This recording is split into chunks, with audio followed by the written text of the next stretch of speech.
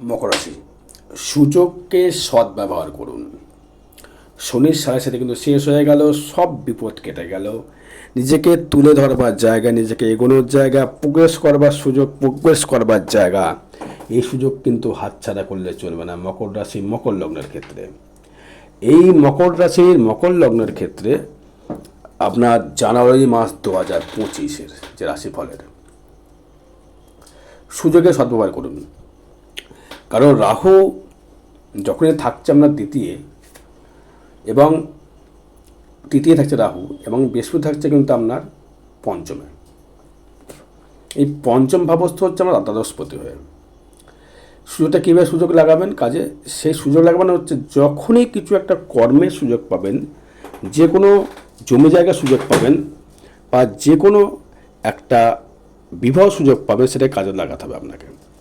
যারা স্টুডেন্ট আছো তাদের ক্ষেত্রে বলছি, মকর রাশির স্টুডেন্টদের ক্ষেত্রে কিন্তু ভালো ফল দেবে। কারণ সাহসীদের তো মুক্তি পাচ্ছে মার্চ মাসে, এখন সাহসীদের মুক্তি পাচ্ছে না, কিন্তু সাহসীদের মুক্তি পেলেও যে কতটা আপনি ডেভেলপমেন্ট করবেন সেটা কিন্তু অবশ্যই আপনার জন্মচার বলবে। কিন্তু সাহসীদের মুক্তি পেলেই কিন্তু ডেভেলপমেন্ট অবশ্যই করে করবে। সাহসীদের কখনোই কিন্তু চায় না যা যা আপনার গেছে সব কিছু রিটার্ন করবে সাথে এই মকর রাশি মকর লগ্নের ক্ষেত্রে। কারণ আপনার দ্বিতীয় প্রতি শনি, সেই যখনই আপনার মিনে ঘরে প্রবেশ করে, মিনে যখন প্রবেশ করে যায় মিন রাশির ঘরে, তখন কিন্তু আপনাকে যা যা গেছে আপনার সব কিন্তু দিয়ে যাবে। মকর কিন্তু পারে দায়িত্ব নিয়ে কিছু করতে, মকর কিন্তু পারে জীবনে কিছু প্রত্যাশা তৈরি করতে, মকর কিন্তু পারে জীবনে একটা অগ্রগতির আশা তৈরি করতে।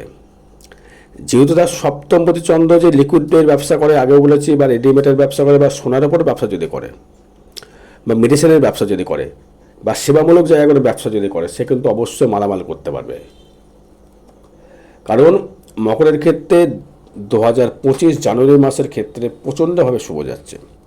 শুভ দিকটা আসছে অনেক কারণ থেকে আসছে। শুভ দিকটা আসছে শুধু ব্যবসার দিক থেকে নয়, ডেভেলপমেন্টের ফ্যাক্টর নয়, আসছে বিবাহজম সুখময়, আসছে শরীর ভালো যাবে, অর্থনৈতিক পরিকাঠামো তৈরি করবে, কর্মের অগ্রগতি তৈরি করবে। যারা ডাক্তার তাদের ক্ষেত্রে সম্মান বৃদ্ধি হবে, যারা সার্জন ডাক্তার তাদের ক্ষেত্রে সম্মান বৃদ্ধি হবে, যারা কষায় মাংস বিক্রি করে তাদের ক্ষেত্রে ডেভেলপমেন্ট হবে। কারণ মকর হচ্ছে মাংস প্রিয় হয়, এরা দুধ খেয়ে কিন্তু প্রিয় হয় না। এবং আপনার যে সেভিংস কিন্তু প্রচুর সেভিংস হবে, যা গেছে আপনার নষ্ট হয়ে সব রিটার্ন পাবেন, আপনি ব্যাক করবে, সে হতেই হবে। আপনাকে ব্যাক অর্থ দেবেই, একদম শনি দিতে বাধ্য, এটা কিচ্ছু করার নেই। এবার আপনার এই শুক্র কম্প্যাক্ট, শুক্র থাকছে কিন্তু আপনার দ্বিতীয়স্থ, মানে হচ্ছে পঞ্চমপদে দ্বিতীয়, অর্থের মালামাল করবে ওই টাইমটায়।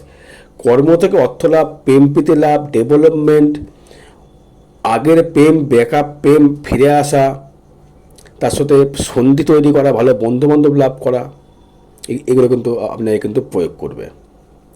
এবং আপনার যেহেতু অষ্টমের অষ্টম ভাব, তৃতীয় ভাব, অষ্টমের অষ্টম হচ্ছে আপনার তৃতীয় ভাব, এই তৃতীয় ভাব যখনই এখানে রাহু থাকছে, সেই রাহু যখনই চতুর্থভাবে দৃষ্টি করছে, এবং রাহুকে শুক্র দৃষ্টি করছে না, কেউ দৃষ্টি করছে, রাহু থেকে কিন্তু 11-এ থাকছে শুক্র, এবং আপনার রাশির উপর থাকছে শুক্র। তার মানে এখানে আপনার পঞ্চম পদে দ্বিতীয় থেকে গেল, অর্থের মালামাল করলো। আপনার আত্মীয় পরিজনের সাথে যে নষ্ট সম্পর্ক ছিল সেটা কিন্তু সন্ধি তৈরি করবে। আত্মস্বজনের থেকে কিন্তু আপনি আবার ভালো ভালো ফিডব্যাক আপনি কিন্তু পাবেন। দর্শক বন্ধু, আপনার সন্তানের দুশ্চিন্তা যেগুলো ছিল সেগুলো কেটে যাবে, সন্তানের একটা ভালো জায়গা তৈরি করতে পারবেন, মানসিক একটা শান্তি পাবেন, মনের দিক থেকে একটা শান্তি পাবেন, মনে ফুর্তি আসবে, গান বাজনার দিকে ঝোঁক যাবে, ভালো পারফরমেন্স যারা রয়েছে, যারা বড় বড় ইউটিউবার রয়েছেন, বা যারা যারা আর্টিস্ট, কেউ ধরুন সায়েন্টিস্ট আছে, কেউ ধরুন ছবি আঁকে, বা কেউ ধরুন মেকআপ আর্টিস্ট রয়েছে, বা অ্যানিমেশন যা তৈরি করে, মানে কার্টুন তৈরি করে, তাদের ক্ষেত্রে ভালো ফল পাবেন।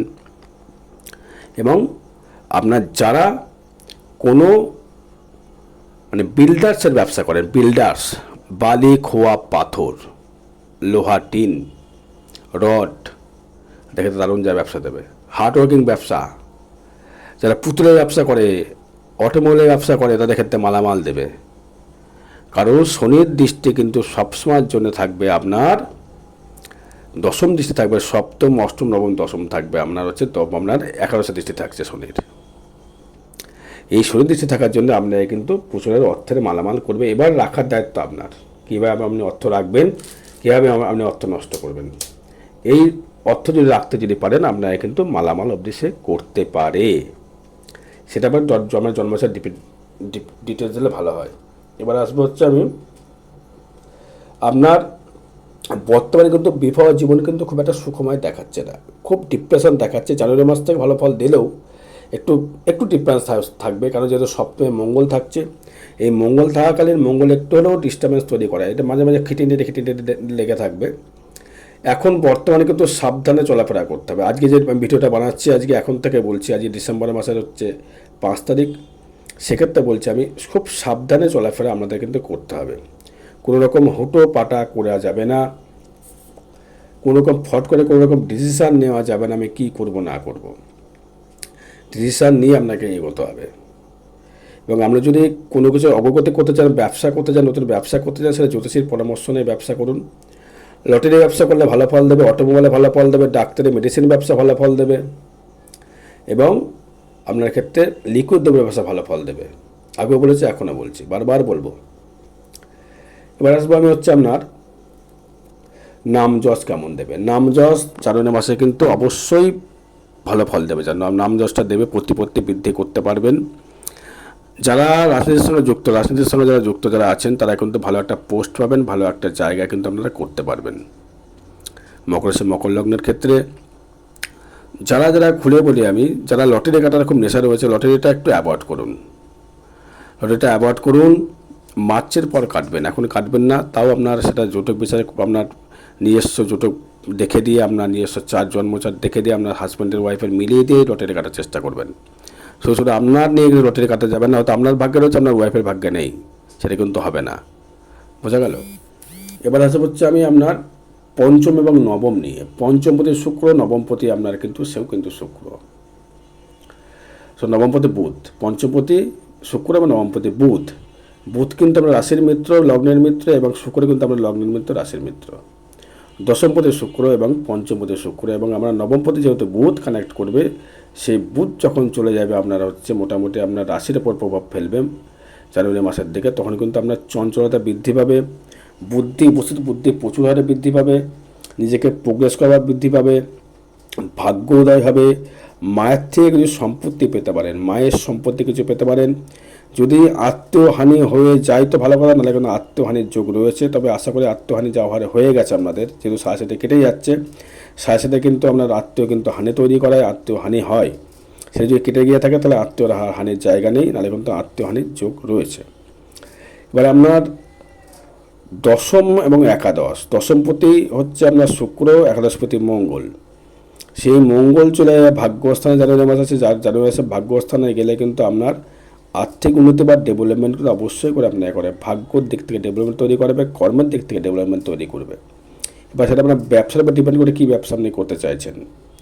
যদি আপনি করতে চান দেখা গেলে মনোহারি ব্যবসা করতে চাইছেন, বা আপনি কোনো গার্মেন্টসের ব্যবসা করতে চাইছেন, বা জলের ব্যবসা করতে চাইছেন, না খাতা বইয়ের ব্যবসা করতে চাইছেন, নাকি স্টুডেন্ট পড়াতে চাইছেন, নাকি আপনি বিল্ডার্সের ব্যবসা করতে চান, সেটা আমি জন্মচার্ট বলবে।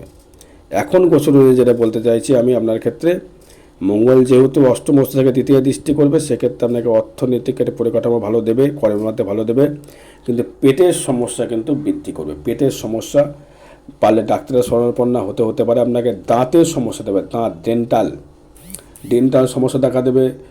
মান সম্মান কিছু কিছু সময় হানি করলেও সেটা কিন্তু রিকভারি করবে হচ্ছে দেবগুরু বৃহস্পতি, কারণ সেই সময় দেবগুরু বৃহস্পতি আপনার রাশির ওপরে দৃষ্টি করবে, এখনও করছে তখনও করবে।